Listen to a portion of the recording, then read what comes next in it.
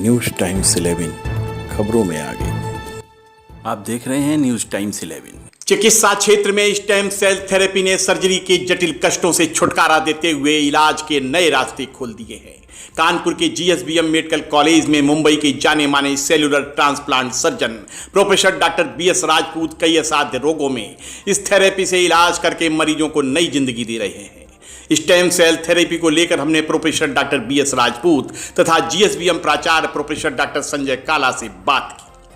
Doctor साहब, मैं जानना चाह रहा हूँ कि आखिरकार ये स्टेम सेल थेरेपी है क्या? लोगों को अभी मुझे लग रहा है बहुत ज़्यादा जानकारी नहीं है। बेसिकली स्टेम सेल थेरेपी एक प्रक्रिया है जिसमें टिश्यूज़ को रिपेयर किया जाता है और रीजनरेट किया जाता है और कई मामले में आगे जाकर के वो डैमेज टिश्यू को रिप्लेस भी करती है।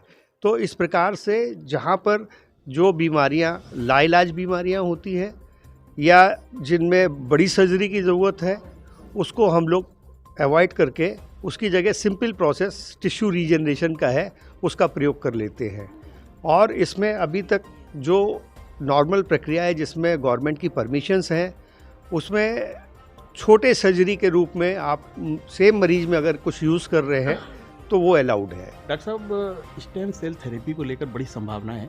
जीएसबीएम में क्या तैयारियां हैं और क्या सुविधाएं मरीजों को आगे मिलने वाली हैं? मैं आपको एक बात बताना चाहता हूँ। हाल ही में एनएमसी ने नई गाइडलाइन रिलीज़ की है नेशनल मेडिकल काउंसिल में, जिसमें एक इंटीग्रेटेड लैब का कंसेप्ट उन्होंने डाला है जो होना हर कॉलेज के पास में मैंडेटरी है 2023 की गाइडलाइन के मुताबिक।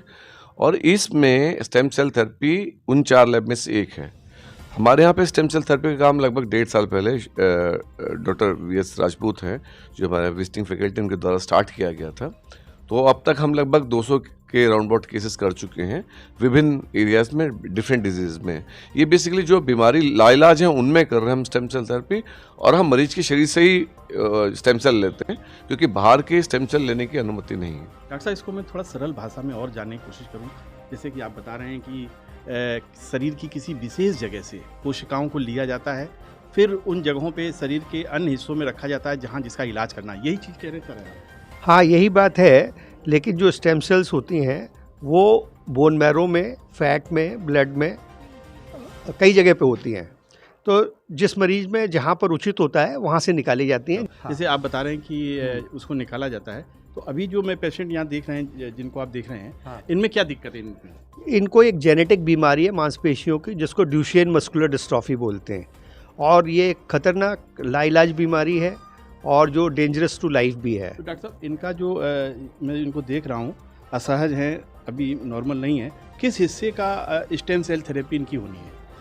नहीं, एक्चुअली क्या है, ये बीमारी इनकी पूरे शरीर में है, इसलिए इनके हिप के साइड बोन से हम लोग जो है वो बोन मैरो निकालेंगे और उसको प्रोसेस करके जो सेल कंसंट्रेट आएगा वो इनके स्पाइन में भी डालेंगे, ब्लड में भी डालेंगे और मसल्स में भी, पूरे ऑल ओवर बॉडी डालेंगे। पूरे शरीर में उसका प्रत्यारोपित किया जाएगा। तो ये स्टेम सेल थेरेपी जो है, जैसे आप बता रहे हैं, इसको एक इंजेक्शन के माध्यम से इंजेक्ट करते हैं, क्या तरीका है? हाँ, इसको इंजेक्शन के माध्यम से इंजेक्ट करते हैं और एक वाइट बोर्ड नीडल से पहले निकाला जाता है, उसको फिल्टर किया जाता है और FDA अप्रूव्ड किट से प्रोसेस किया जाता है। फिर उस सेल कंसंट्रेट को हम लोग जो है स्पेशल नीडल से, जैसे स्पाइन के लिए अलग नीडल है, मसल के लिए अलग है, IV के लिए अलग है, उसके हिसाब से देते हैं। और इम्पॉर्टेंट चीज़ क्या है कि ये जो हम लोग स्टेम सेल थेरेपी कर रहे हैं वो ऐसे पेशेंट्स के अंदर एक डिजीज़ मॉडिफाइंग ड्रग की तरह काम कर रही है। मतलब कि ये बीमारी के कोर्स को चेंज कर देती है। नॉर्मली क्या होता है कि 13 से 23 के बीच में ज़्यादातर बच्चे निकल जाते हैं, इनका हार्ट और लंग फेल हो जाता है। लेकिन ये देने से जो हम लोगों ने पिछले 200 बच्चों में देखा कि ये डिजीज़ का कोर्स चेंज कर देती है और बच्चे अधिक आयु तक जीते हैं और उनकी शारीरिक क्षमता बढ़ जाती है। तो डॉक्टर साहब, जैसा कि मैं समझ पा रहा हूँ कि कोशिकाओं को जैसे निकाला जाता है, जैसे आपने बताया, और उस जगह प्रत्यारोपित किया जाता है जहाँ डैमेज है। हाँ। तो क्या ये जो नई कोशिकाएं होती हैं उस डैमेज वाले पोर्शन को डेवलप कर देती हैं? हाँ, डेफिनेटली उनका काम ही है टिश्यू रिपेयर करना। तो जब वो टिश्यू को वापस रिपेयर करती हैं तो नई मसल सेल्स बनती हैं, या जो जिनमें सूजन है उसे उसकी सूजन कम कर देंगी, या जो आधा क्षय हुआ है उसको रिपेयर कर देंगी।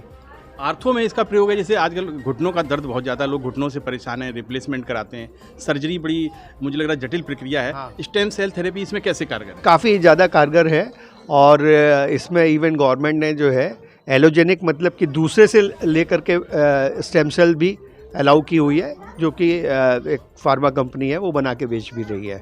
तो उसके हम लोग इंजेक्शंस भी जॉइंट्स में लगाते हैं। इसके दो तरह के प्रकार, एक जैसे आप बता रहे हैं कि ऑटोलॉगस कोई प्रक्रिया है, उसमें क्या होता है?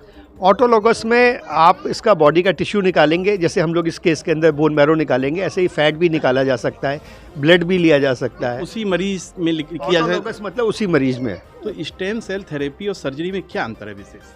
नहीं, स्टेम सेल थेरेपी एक सिंपल सर्जिकल प्रक्रिया है जिसमें ज़्यादा काटे पीटे वगैरह ही पेशेंट को आप राहत दे सकते हैं। और दूसरी बात क्या है कि लंबी सर्जरी और जानलेवा सर्जरी से बचाते हैं इसको। डॉक्टर साहब, जैसे ये पेशेंट आपके सामने मौजूद हैं, हाँ। इनसे हम थोड़ा सा बात करके जान लेते हैं। बिल्कुल। क्या नाम है आपका? वैभव। वैभव नाम है। आपके शरीर में क्या दिक्कत हो रही है? मेरे हाथ पैर नहीं चल पा रहे, मतलब मैं सही से चल नहीं पाता। आप ठीक से चल नहीं पाते हैं? हाँ। कब से हो रहा है ये? ऐसे हो गए 4 साल हो गए, ऐसे 4-5 साल। 4 साल हो गए।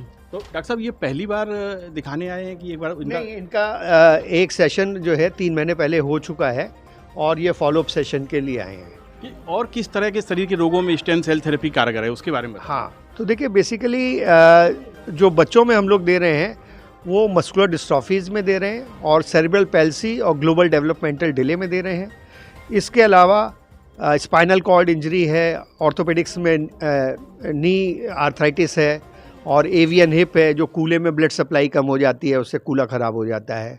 और इसका अनकंट्रोल्ड डायबिटीज़ में भी है। न्यूरोलॉजिकल इंडिकेशंस काफ़ी हैं, जैसे मोटर न्यूरॉन डिजीज़ है, ALS है, पार्किंसंस है, इन सब के अंदर ये काम आ रही है।